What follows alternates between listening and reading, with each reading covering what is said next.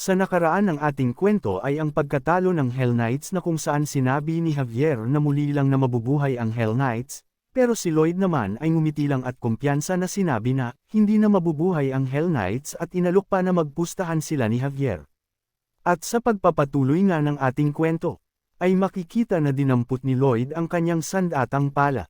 At sinabi kay Javier na, kung ang Hell Knights ay muling mabubuhay tatawagin niyang master si Javier sa loob ng 1 taon.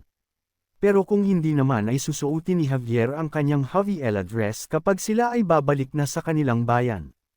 Pumayag naman si Javier sa kasunduan nilang dalawa saka sinabi na wag itong masyadong lalapit sa Hell Knights. Dito ay malademonyo nang ngumiti si Lloyd sa pagpayag ni Javier sa kasunduan nila. At itinaas nito ang pala na hawak kung saan 3 beses ito na nagpakawala ng triple core mana blast.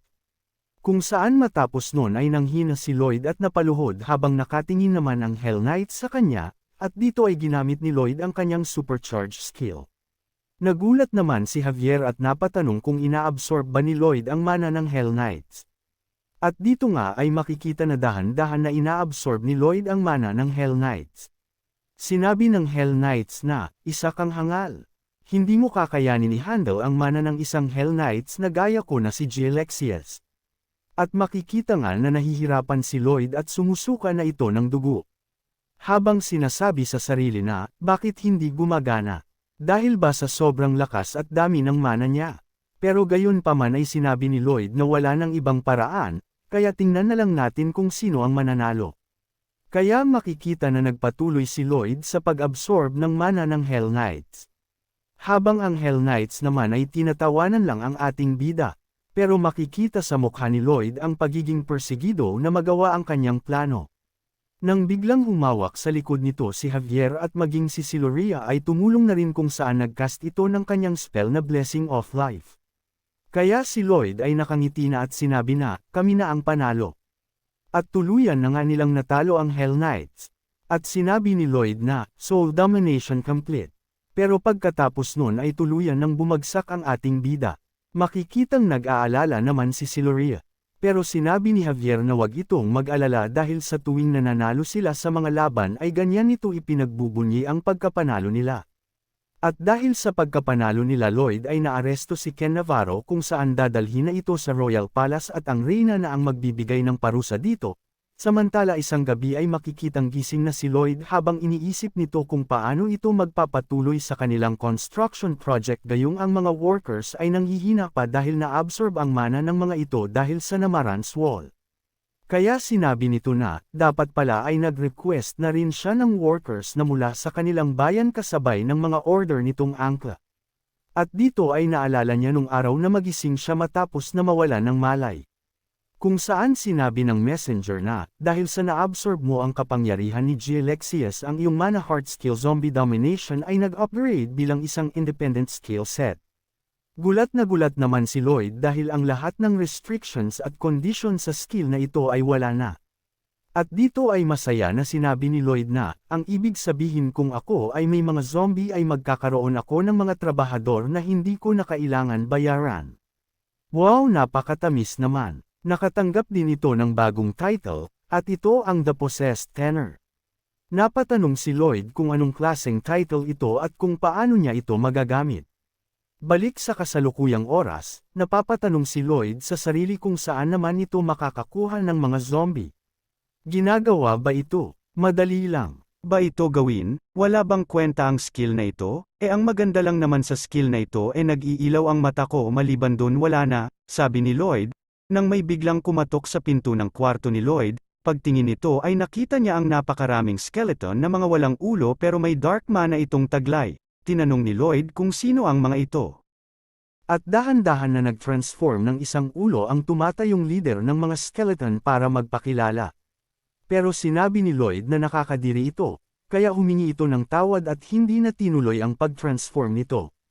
Sa halip ay may hawak na lang itong isang whiteboard kung saan nakasulat ang sinasabi nito.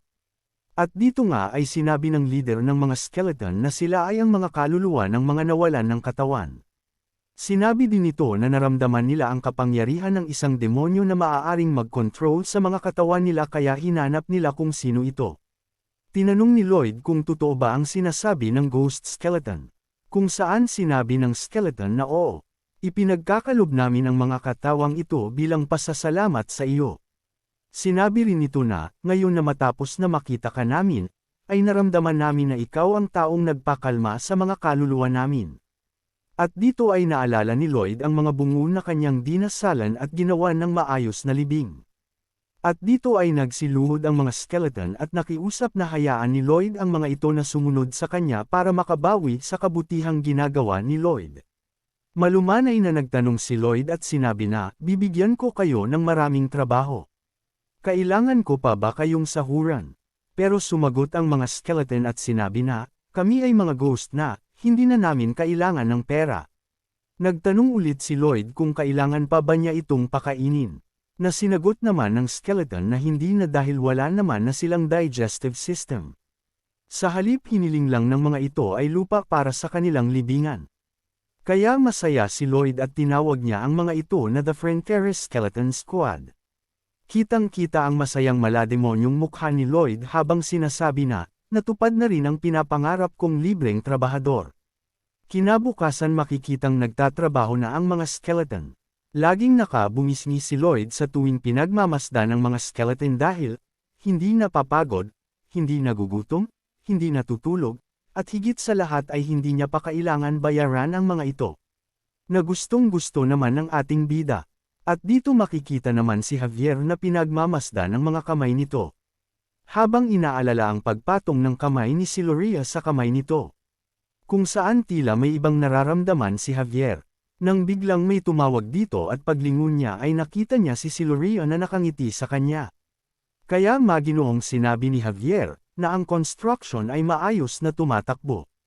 Kung kailangan mo ng detailed update ay tatawagan ko si Master Lloyd. Pero sinabi ni Siluria na, wag na. Dahil pumunta naman ako dito para makita ka. Namula naman ng konti ang pisngi ni Javier at tinanong kung bakit niya itong gusto makita. Sinabi naman ni Siluria na, gusto ko sana na magpaturo sa iyo kung paano ko pa mas mapapa-improve ang aking mana.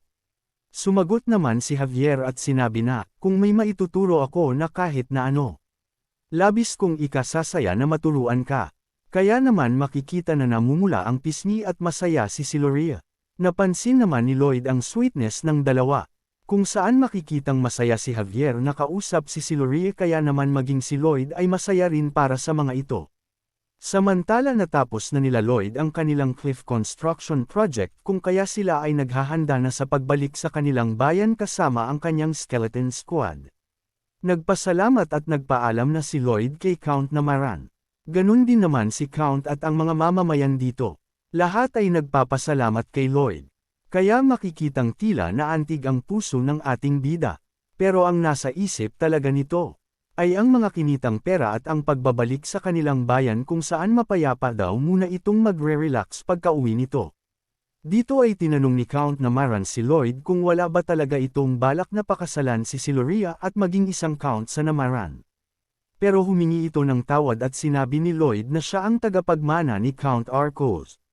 Sinabi rin ni Lloyd na, nasa magandang kamay naman na ang Namaran dahil sa tagapagmana na si Siluria na kung saan soon ay magiging greatest mages sa kanilang continent. At dito ay tuluyan ang nagpaalam si Lloyd. Habang si Javier naman ay sumulyap pa kay Siluria. Tinawag ni Lloyd si Javier, kaya napatanong si Javier kung bakit. Sinabi ni Lloyd na, manatili ka dito. Mas malaki ang ibabayad nila sa iyo kesa sa akin. At madali mo rin mapapataas ang ranggo mo dito. Pero sinabi ni Javier na, may mga dark mana ba na napunta sa utak mo? Parang wala ka kasi sa tamang pag-iisip. Makikita naman na naaasar si Lloyd.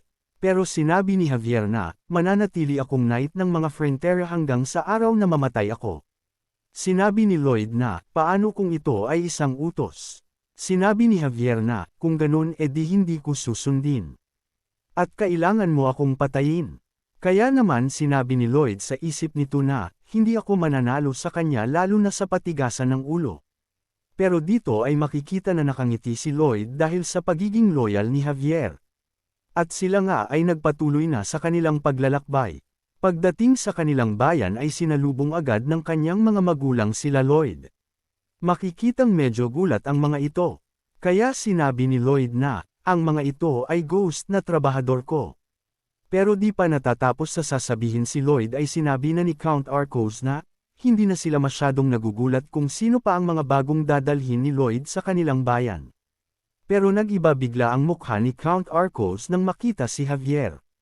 Makikitang pinagsisisihan naman ni Javier ang pakikipagpustahan nito kay Lloyd. Dahan-dahan na lumapit si Count Arcos kay Javier. At pagkatapos ay niyakap niya ito at sinabi na, siguro ay sobrang hirap ng pinagdadaanan mo sa mga panahong tinatago mo ito. Sinabi naman ni Javier na, hindi ito tulad ng inaakala mo.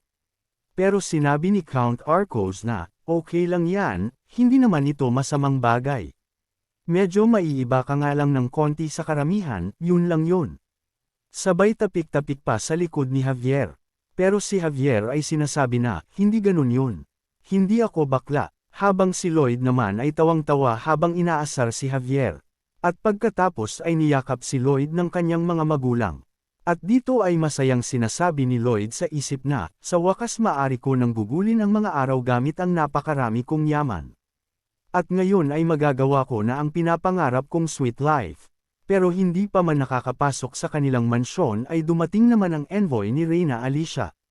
Kung saan sinabi nito na, si Lloyd Frontera ay napili para sumama sa isang special delegation at ipapadala sa Asfahan.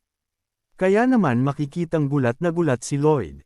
At sinabi ng envoy na, kailangan na nilang umalis kaagad. Kaya matapos nun ay dinampot na si Lloyd ng mga kawal ng Reyna. Kung saan iyak malala ang ating bida habang hinihila papasakay sa karwahe. At hanggang dito na lang muna tayo mga idol. Maraming salamat sa mga patuloy na sumusubaybay. Shout out nga pala Kuya Nards TV, sayo din Idol Volty Coco. Salamat sa pag-subscribe Idol Eagle Reeves na username at Pitats Maliit 6948 at syempre sa lahat ng aking mga subscriber, shout out sa inyo. Chill lang po tayo Baby Boss 0504 pati sayo Idol si UK wag naman umabot sa Tulfo, hahaha peace.